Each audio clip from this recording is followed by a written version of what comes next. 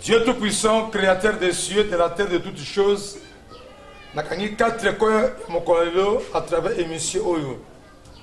Nakangi 4 coins na komo na Yesu Christ Nazareth ya mipepe nyonso. Mabelepe nyateli nyonso ba espace ba mir nyonso. Na loni moto alliance na komo na Yesu Masia kake celeste tisha kozonga. Na bloquer nguya nyonso a perturbation à monde des ténèbres. Na munguna à travers émission oyo.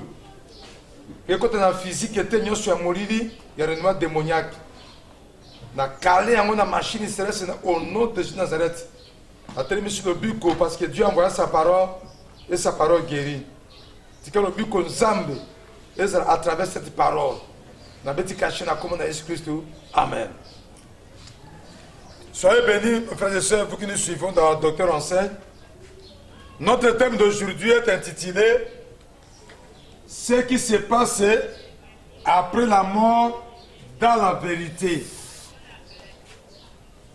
Nini yango ekomelaka moto soki akufi amena ye to bomoi na ye après kufa nini yango ezali ya solo oyo ezali kose passer.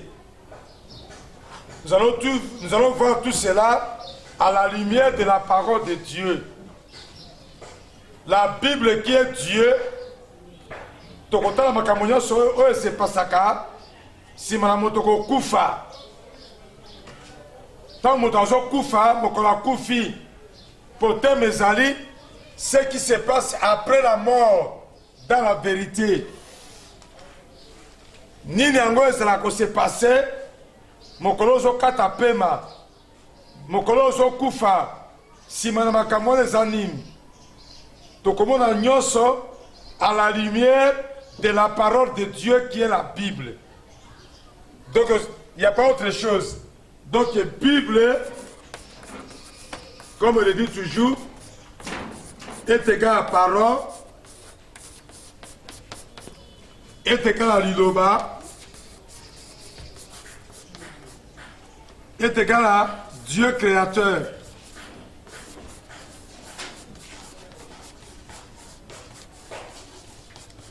Est égal à Jésus-Christ.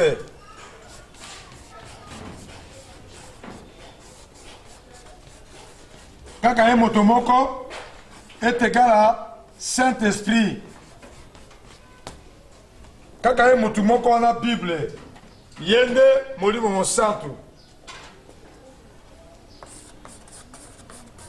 Yende mibeko commandement. Yende commandement. J'aimerais que tu saches que Bible au Zomonana, où il y a un Ancien Testament, un Nouveau Testament, et ça a un motomoko. Yende du balanzambe, yende parole, yende mibeko, yende commandement, yende nzambe mokeli, yende Yesu Christo, yende molimu mosantu. Donc, le thème de la Bissoyo, nous allons le développer à la lumière de la parole de Dieu.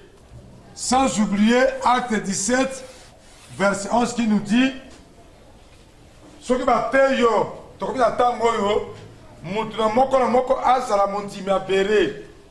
que chacun de nous soit mondimia béré. Bateyo likambo. Ba enseigner yo, ba prêcher, ba sakoli pona yo. Vérifier dans ma commune en Zambie. Vérifier dans la Bible pour mona. Ceux qui m'ont examiné. Oye ba ceux qui sont solo, tous sont soloté. Nde verser en yango. Verser. Limbisanga yo tanga mingi, menga tsala nga ba verser.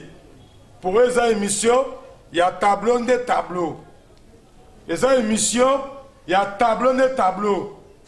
Dikambozalinde nini yango komaka tant motazo kufa après la mort. Après la mort, ce qui se passe n'est pas la moto. Alors nous allons commencer le premier verset. Quand on parle de moto, cela veut dire que d'abord On a besoin d'un 1 Thessaloniciens, chapitre 5, verset 23. Être en moto. Être zanini, et corps. Âme en moto. Et esprit en moto. Pour que sungayo, natia lingala.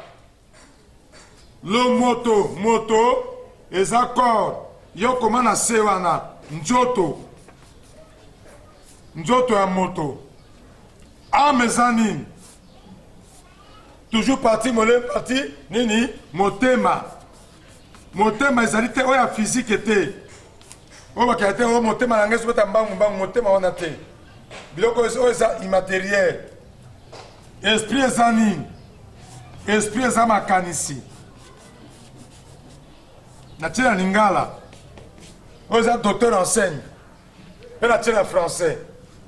Donc, quand on parle d'un moto zabite ni misato. L'homme est tripartite. L'homme est corps, l'homme est âme, l'homme est esprit. Parce que nous parlons dans le cas où mokolo kufa. Tant mota kufi. Mokolo mota kati pema. Sikoyo ni na ngoza asiba okata pema wana. Mutoko saote atozo renye, ozo dondwa, ozo signé, osali bonaboye. Yeba okokufa, okokufa. Oh. Sikoyo ni nango keleka mokolo yo zo kufa. Mokolo yo zo katapema. Qu'est-ce qui va se passer? Mokolo yo zo katapema. Nde sikoyo si je na biso oyo po na ngo yeba. Makambo tu ezala arme. Sikoyo na lingala ezani. Moto azali njoto eteni ya njoto. Moto azali motema. Motema oyo ezali immatériel emonanaka te. Et puis moto azali makanisi biteni misato. Na vie ya moto biteni misato. Alors nous allons d'abord lire la parole de Dieu. Toke na verset ya liboso. Yo déjà komaka kuna. Oyo eza émission. Docteur enseigne, tableau de tableau. Pour toi qui me suis, tu es constitué de 3 parties que nous appelons tripartite. Tripartite, c'est écrit 3. Mais quand il y a la Bible, on parle de tripartite irréprochable. Tripartite irréprochable. Lisons la parole de Dieu. Et puis Caleb avec Bishop Onésime. Que le Dieu de paix vous sanctifie lui-même tout entier. Et que tout votre être, l'esprit, l'âme et le corps soient conservés irrépréhensibles lors de l'avènement de notre Seigneur Jésus. Ma commune ensemble que tout votre être, cela veut dire que le corps, l'âme et l'esprit soient conservés irréprochables jusqu'au retour de Christ. L'avènement de Christ. C'est ça le verset. Et même si Jésus-Christ ne vient pas aujourd'hui, la mort est devant chacun de nous. Et Dieu, il tient toujours à sa parole. Dieu, créateur de toutes choses. Jésus, Christ de Nazareth, tient toujours à sa parole. Comme il a promis qu'il va revenir, Jésus reviendra. Et même s'il ne vient pas aujourd'hui, ata Yesu Masia a un elon dans le terre, mais elongoli te kozonga na yete. Mais liwa kufa eza liboso ya moto nyonso. Yango lobi boye. Alobi tika ete le motonabino, comme dit c'est mongo, le motonabino en français, que tout votre être, quand on parle de l'être, signifie c'est le corps, l'âme et l'esprit, soit conservé irréprochable. Et ça m'a soumouté pour ma soumou ma canisezali, ma soumou à moté mes ali, non ma soumou pour un autre zali. Balobia te tika, moi na butango yo vandi, ma canisina yo, moté na yo, nzoto na yo, et vandi zali soumouté. Pour yo imo kolote, yeso dozonga, pe oyebi mokoliwa na ote. Mokolo zo kufo yebite. Motopo akufa kaka abela te. Motoka po akufa akota hôpital te. Yango balobi ke Bible yebisi biso. La Bible nous avertit que vous n'ayez pas de péché dans vos pensées, que vous n'ayez pas les pensées, les péchés du soumouté, na kati ya motema na yo, kovandisa yango te. Kovandisa pe du soumouté na nzoto na yo. Biteni misato oyo, kovandisa yango lisumu te. Parce que oui mokolo te, oyebi ngonga te, ya kozonga na Yesu, pe mokolo yo kokufa. Moto po akufa, po te yo kufa nengo zawana, yata po obela kaka te, ndo obeli boti okufi te, ti pe sorti osali accident. Olali pe na buto, olali kutu, olali ki malamu, na tongo la muki te. Nde likamaliwa eza te ba moto nyonso. Ya to otanga deuxième verset, avant tozonga na biteni misato na bomoi na yo. Toke na Hébreu, ni na lobi si liwa. Hébreu, chapitre 9, verset 27. Balobi na kapitali liwa. Likapitali kufa yango yo. Mort. To kufa. Il y a la carte de Bible. Mais quand vous savez il faut que mon temps soit la bonne abouée. Koufi total, c'est total sanimi. Est-ce que la Bible ne va pas comme ça, il dit what? Bible ne va pas ici, koufate. Surtout quand on a vu ce belé, mon temps koufi, bautuna. A koufi ni nango, a bela ki, total c'est ma kambo. Non, on a pu le koyo. Et c'est ma distraction. D'abord, Hébreu 9, 27. Et comme il est réservé aux hommes de mourir une seule fois, après quoi vient le jugement.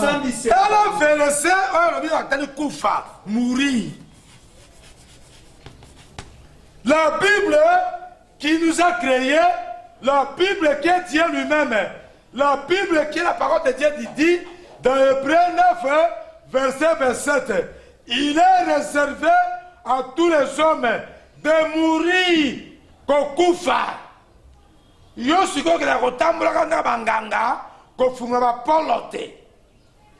Toi tu vas te demander à koufeli nini, à koufeli avant, à koufeli après, à ça nos gènes, mais tu oses envoûter. Satan n'a pas été là pour la porte. Surtout dans le Congo. Bato ya Congo, kotali sa makambo. Eza bonganga. Azala mosali anzambe. Azala nani.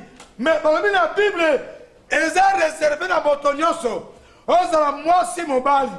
Mwana moke mokolo. Mondele moindo. Baminde bakufaka te.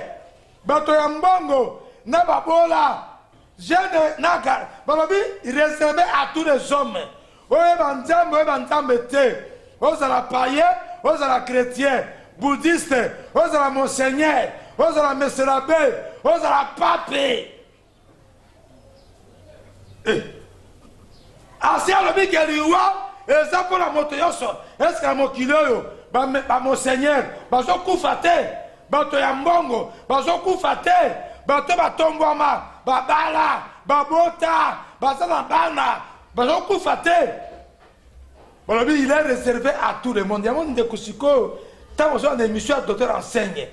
Si vous avez un coup, vous avez un coup. Vous avez un coup de l'ondenge. Ponta Masaloba.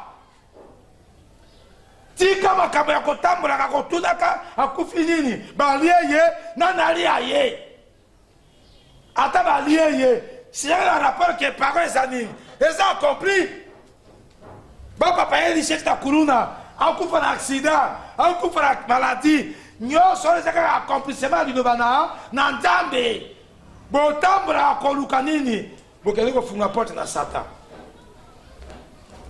toke na Job maintenant Job 30. Comment déjà? Job 30, verset 25. Bible Bénin. Verset 3. Vers 3. Job, chapitre 30, verset 23. Totanga, évangile Calais, na bishop Onésime. Car poète. Je le sais, tu me mènes à la mort, au rendez-vous de tous les vivants. Koufa est un rendez-vous, il y a tous les vivants. On est le président, on est le musicien, on est le sokinani, balobi rendez-vous à Motonyoso, on est à Pemba, on est à Mokina Botama, na Mwasi Mobali. Rendez-vous, il y a Motonyoso et Zakoufa. Attends, on régner les lots, on donne dans la yo, on s'opéra, souka Koufa. Okokoufa.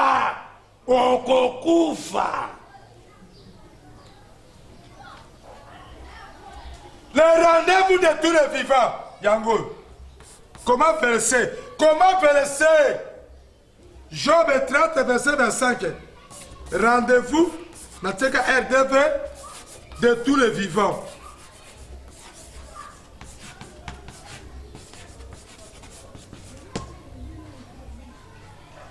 Liwa est un rendez-vous, il y a Motonios, la zone répétée. Oye banzam te. Oza motorambongo te. Obalato balate. Obota te. Jeune ou bien vieux. Païen ou chrétien, koufa na vie à moto, et ça rendez-vous à tous les vivants. Bible n'est lobi ango. Oza nzambe ye moko. Asi akata kolongolate. Ya ou comment alors preuve comme preuve. Bato sur ta vie na oeba bango. Est-ce que le bazan a vie? Attends, bosali matanga. Oto kundaye entre le sueur et le paradis et la terre. Ah, Jésus. Yao da bana ko tika ba ko tambola ka ko luka ko tunaka akuferi ni. Ba verser yango. Verser yango yo. Somo ta kufinza ma permettre. Kutu moto ayaka nzemba lo la tindaka prophète aye pa ya roi Ezekias. Ayo la kaisala testament okufa mais le bon délire à roi Ezekias nzamba sanini abakisela susu 15 ans moto azana clé ya kufra bo mozaye bizanzam wazali doba bamina biso que ni les a s'est passé après l'Iwa au commis 3 versets 1 Thessaloniciens 5, 23, ndemo moina ndemo zawanda. Wana biteni misatu. Ozana ndoto. Ozana motema poza nini na makanisi. Ndemi sika masume vandaka. Masume vandaka na kati ya makanisi ya moto. Masume vandaka na kati ya motema ya moto. Masume vandaka na kati ya bapase na kati ya nzoto ya moto biteni misatu. Yamantanda makanisi, yamantanda motema, yamantanda njoto. Yoni ketika être na yo. Être signifie corps, âme, na esprit na yo. Ezala kokamolama, ezala délivré. Na masumu ya nzoto, masumu ya makanisi, na masumu ya motema. Délivrance ya masumu. Tokei na Matthieu chapitre 6 verset 19. 13 pardon. Matthieu 6 13. Délivrance ya masumu, ya makanisi ya motema, ezala kati ya Bible. Délivrance de péché.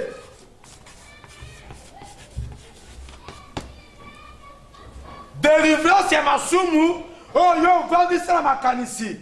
Ba mauvaise pensée, ba préjugé, analyse humaine, ba pensée impie, ba pensée sexuelle. Délivrance ya masumu, oh yo vandisa la motema na yo. Il faut seulement délivrance, ba haine, ba rancune sur la motema, ba joie, ba kanda, masumu ya motema, ba lolenge na mo yango wana. Manque d'amour, manque de pardon, koboya kolimbisa, kozanga bolingo na bato, kosepela moto te, kozanga kondima, masumu wana efandaka na motema yango wana. Nzembo akela yande liloba, alobi ozala biteni misato. Il faut seulement ma délivrance pour sima ya liwa na yo, soki ata lisumu moko, evandi na parti moko na eteni moko, okokoto te, okomata te, okomata te, okokoto te.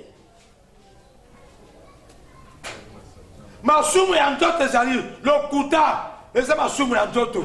Moyibi, masumu ya nzoto, loboko nde liyibaka, monoko nde ekosaka, kosala ekobo, kosala fornication, ba rapport sexuel, kosala adultère, wana eza masumu ya nzoto.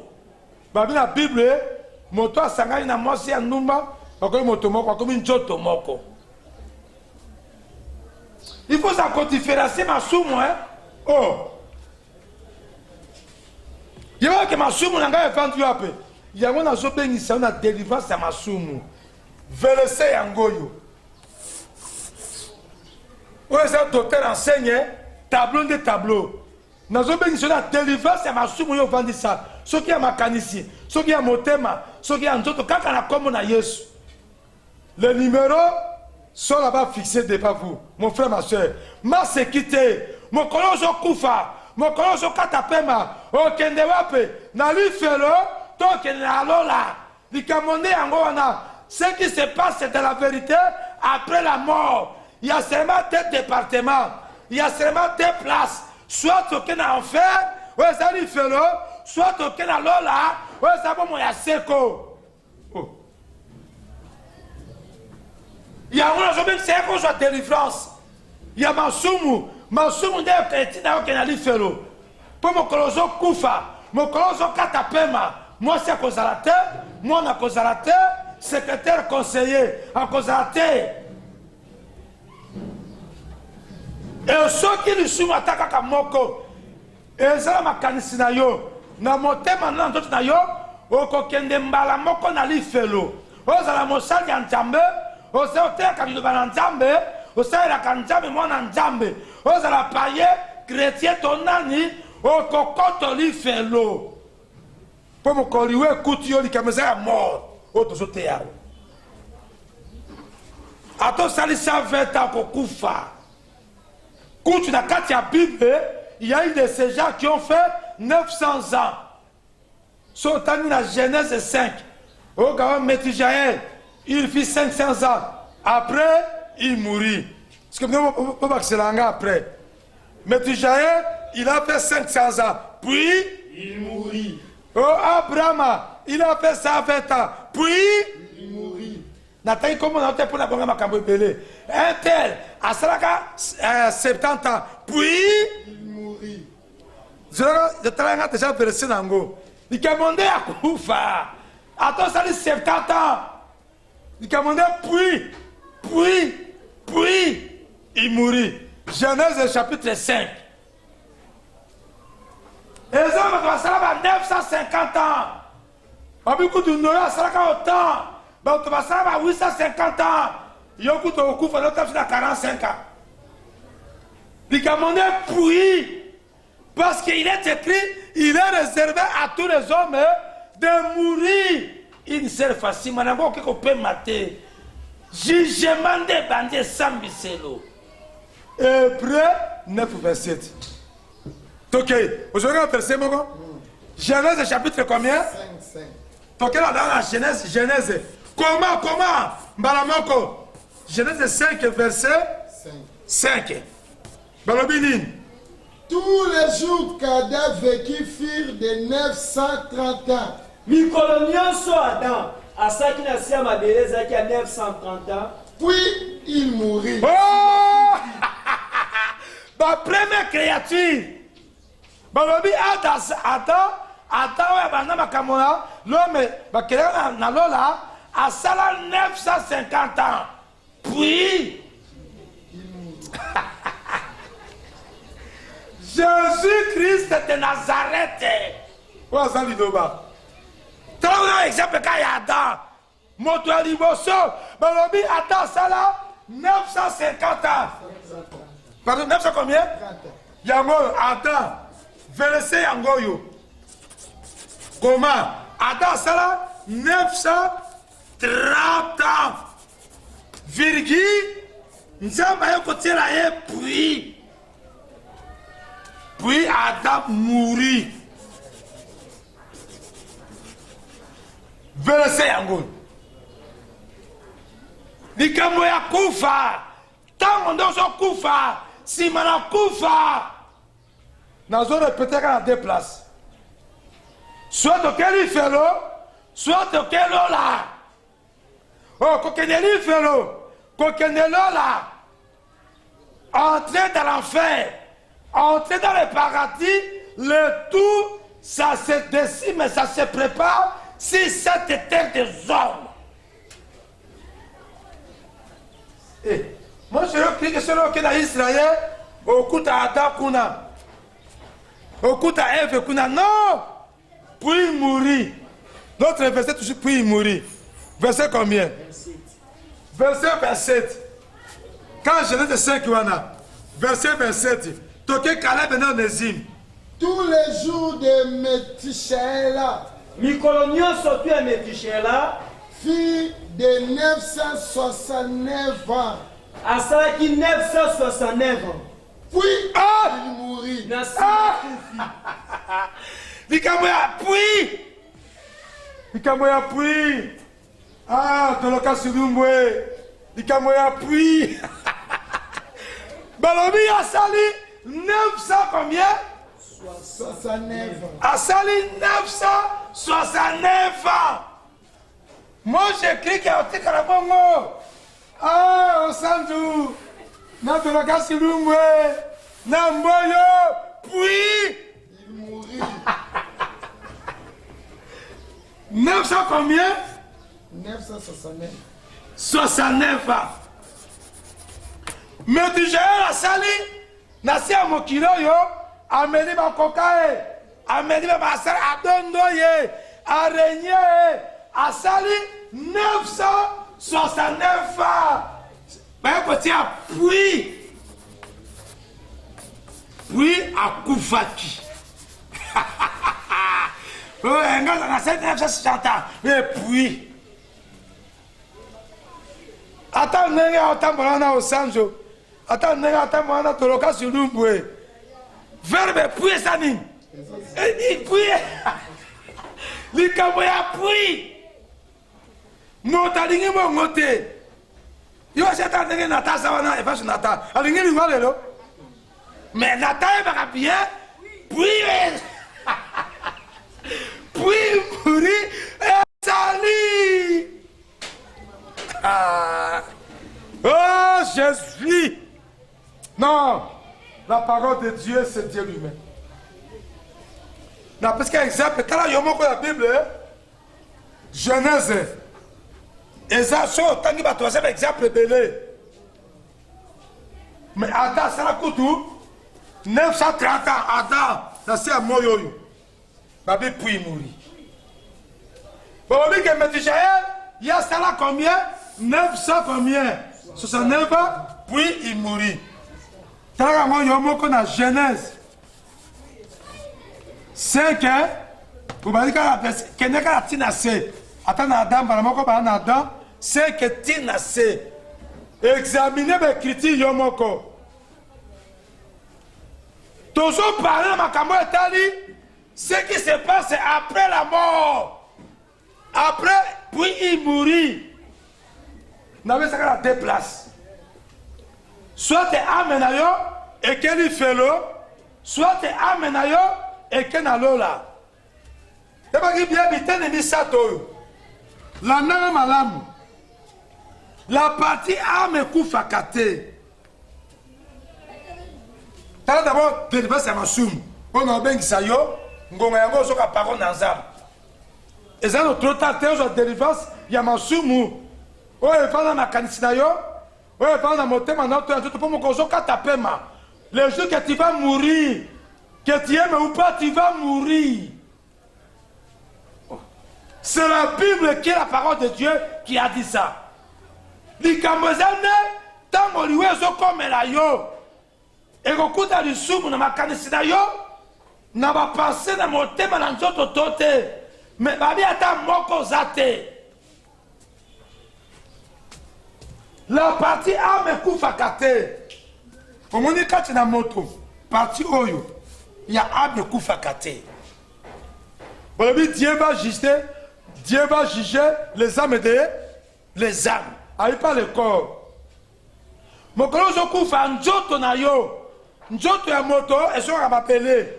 Parce que Dieu a dit oya qui m'appelle okoso m'appeler. Njoto na ya moto ke otika ngona nini na cimetière ya Kimbateke na cimetière ya Gombe. Pour njoto alobi oya qui putulu okoso na putulu. Quand Dieu avait créé les premiers hommes. Alobi asalaka moto azuma m'appeler. Asali moto mabele nde a soufflé. Puis commencer la création. Il y a Adam et Ève. Adam et Ève, il fut créé. Seul Adam et Ève étaient créés. Mais nous sommes le fruit, il y a multipliez-vous. Nous sommes nés. Oh. Même Jésus qui est Dieu, 100% Djambé, 100% moto, il était né. Quand Esaïe a dit, dans Esaïe chapitre 9, un fils nous est né. Nous sommes nés. Nous sommes nés. Oh. Esaïe a dit, dans Esaïe chapitre 9, verset 5, alors il dit, un fils nous est né. Nous ne sommes pas les premières créatures. Non. Est-ce que yon ne va pas poto? Basali yo moi si, tu ma belle, tu moi si ma cocola, ne va souffrir pas na. Est-ce que ça yo? Mobali yo bazoka moku na ye, mo panti na ye moko, basali moi si, na otu na yo. Mobali ngonde za yo. Boni yo boko ba ki sakata boy. Nous sommes produits à enfantement. Biso ba boti biso. Mais va le bien que Toki Genèse, Toki Esaïe. Toki Esaïe. Comment verser Esaïe 5 verset combien? 9 hein? 9, 5, non? Esaïe 9, 5 et 6. Et le béni. Car un enfant nous est né. Et un fils nous est donné.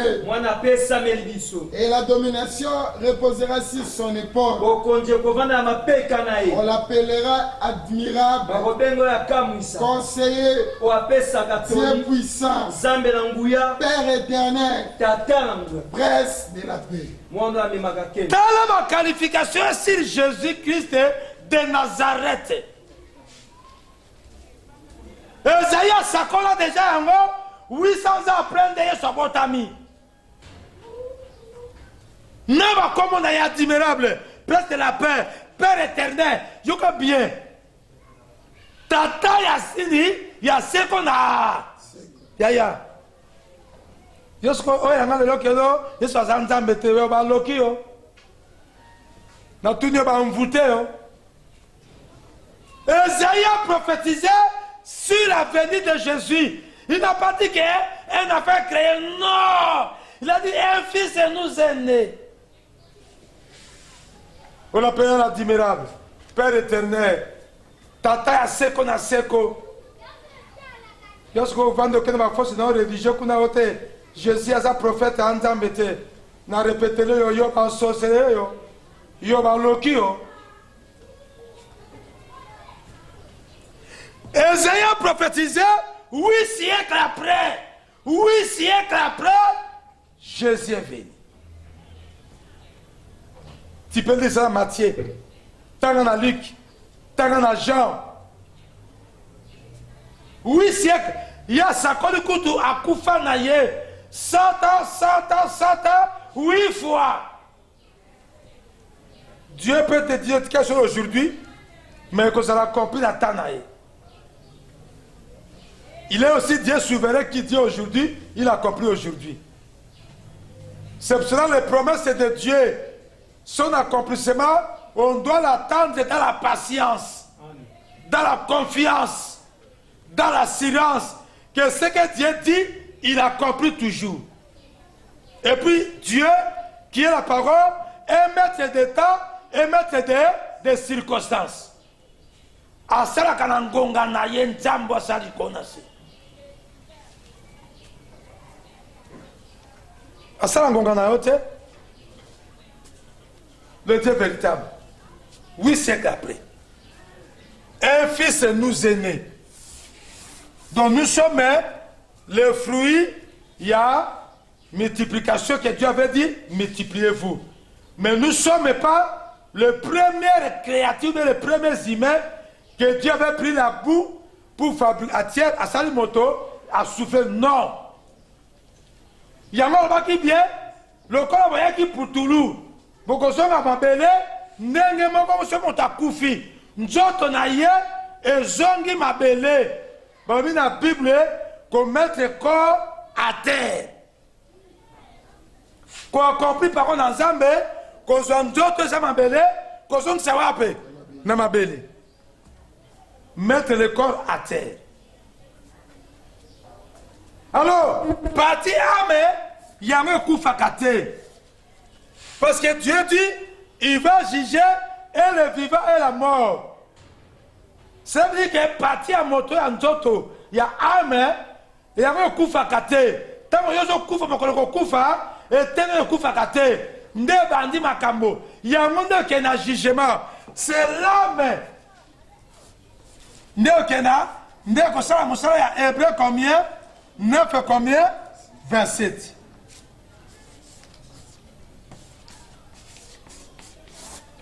Moto tout na sia mokilo azana parti na emisato.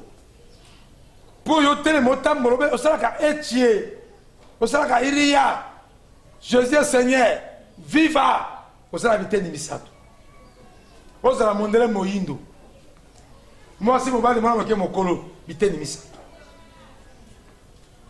Mokozo ku fetengo ya ndoto ezo mabele parole za accompli. Mais eteni ya ame wana balobi Dieu so tangem na Apocalypse balobi la mer vomit les âmes qui étaient où ça? Les morts qui étaient dans la mer. Ba ame nde kozala juger njoto te. Ame bandaka, ame za vie courante. Comment la papier? Le cahier là.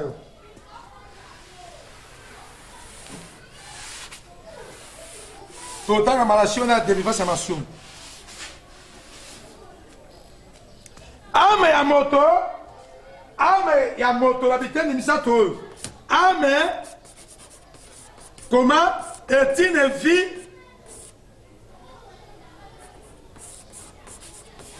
C'est une vie courante. il y a fonctionnaire à deux parties. Un ancien mokilo et après la mort. Avant et après la mort. Donc, tant que tu as koufi, ame bandit qui me suce. Monsieur personne, il va chercher les morts, il va ame. Je vais vous dire un mot. Ton temps à un mot. Quand déjà un mot, il va ame. Les âmes filles jugées. Tandis qu'un jour, l'esprit à montation n'a pas ensemble. Donc, dans Ecclésiaste, chapitre 12, tout à l'heure, verset 9. Ecclésiaste, chapitre 12, verset 9. Ecclésiaste 12, 9. Avant que la poussière retourne à la terre, Yamoete Putulu et Zonga Putulu, comme elle y était, Lokola et Zalaki, et que l'esprit retourne à Dieu qui l'a donné. a Molimo Zonge Pen Nzambo a Pesaki. Bari molimo zo apa nzambe. Ma belazo verset yango.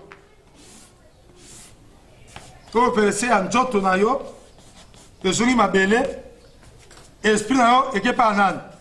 Eske gutaki. Ndemo ezaka sima na kufa. Mokolo yo kufa. Mo esprit na yo. Ezongi nzambe. Ecclésiaste 12, verset 9. Njoto no ba tiena mabele ba kundi. Ezongi mabele ndenge yaka. Verset yango. Ezongi mabele. Siko mokolo kufa. Il y a la délivrance. Il y a masumu. Masumu nde blocage pour na yo ya. Pour la moto à mon kilo. Nazo répété, ouais banzambe te. Et mon kolomoto kufa zo kata pema. Amena yo. Et ça qu'on a deux places au Kende. Lieu de tourment. Ça tableau et pas nos comment baramoko. Na Saint d'Abraham.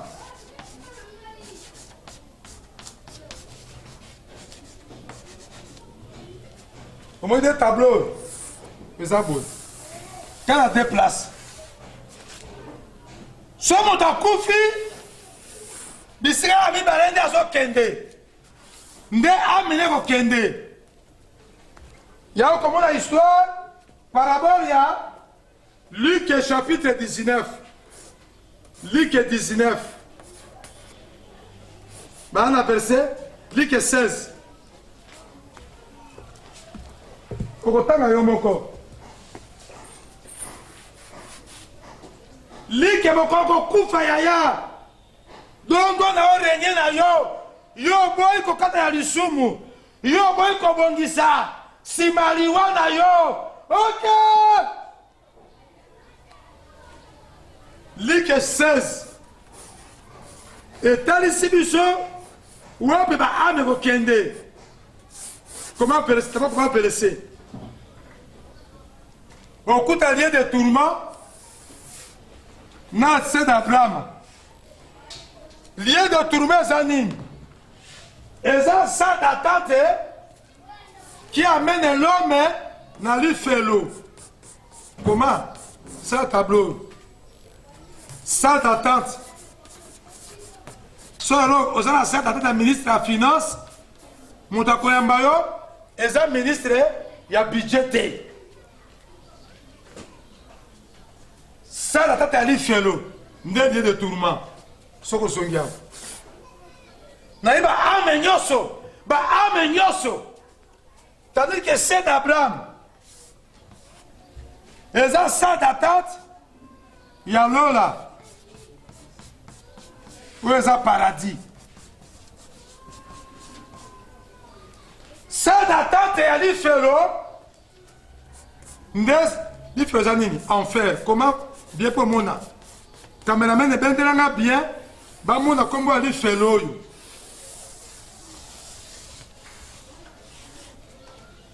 Bible etalisi biso ka bisika mibale moko ozokufa. Est-ce que amen na yo ekenda lifelo to ekenda lola? Ka bisika mibale nano Yesu ayete lien de tourment yango yo esika minyoko ya pasi ya kosakana te. Tandis que lola vie éternelle, ah beaucoup ta vie éternelle. Comment la caïna yo? Ah vie éternelle, aussi déjà, ah mort éternelle. Comment la verset? Comment la verset? Il y a mort à l'ifélo, na vie éternelle. Vous m'en dites? Na l'ifélo va fait éternel. Verset nango. Yango kotanga yo moko. Matthieu, ça combien mon pour mon amalam? 18 hein, verset combien? 8. Avant là, babi vie éternelle. Verset nango zanini? To komika Matthieu. Pourtant au kufina bo sembo kati na yo, nakati ya bo sembo OK, aux vie éternelle. Et puis Yesu Masi aye moko d'abord pour azali de basa vie éternelle. Ou bakisi 1 Jean 5 et 20. Makamo moni awa. Apocalypse nalikyo. Ce que Apocalypse 20 verset 13 et tout ce qui ici awa. La mer rendit les morts qui étaient en elle. Ah, maye monene bimisi. Ba ouais nyo surtout ba kufa kina. La mort et le séjour des morts rendit les morts qui étaient en eux. Et chacun fut jugé selon ses œuvres. Comment on dit jugement? Bah, amen. Il y a une délivrance, c'est ma soumou yaya. On a dit ma cambo, mon conseil qu'il faut qu'il y ait. On a dit à tourment, dans la scène d'Abraham. Et c'est la salle d'attente. Il y a là, verset, il y a moto à libéla. Amenez votre tumba, ma pona jibabe awa, bangotu milimotu et kendeki. Babibisi ba amenyo soit kufaka. Pour la jugement, parce qu'il est écrit, il est réservé aux hommes de mourir une seule fois, après vient le jugement. Verset alors la vie éternelle en mot. Yesu Masi azali loba, tango yo tosi ba nzambe, o tela misala. Verset amour. Les numéros passent devant et puis la tête se glisse. Nous sommes là. Nous avons besoin de la délivrance et ma somme.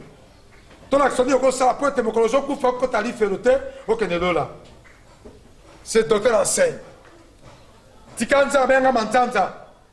À travers l'histoire de l'eau, nazu 4 quoi si ma motema na yo. Malama c'est ma nzambe. Oh yo yoki. Mulimo anzama si motema na yo. Et tout la misala. Ba numéro 0 ka liboso na adresse ya église. Ezali kamonde nini okome na yo okolozo kufa. Mokolozo kata pema. Ngonga ko ya ko mosebantela yango. So que la lifelo, OK moto a libéré la lifelo. So que na lola, bon moi c'est quoi lola. Mais zamba kela lola pona yo. Akela lifelo pona yo te. Bunda la se amoyo. Ya to benisi. Ba de ça na benisi. Kanza malola, zama biblia. Amona pasi ya motema na yo. Amen.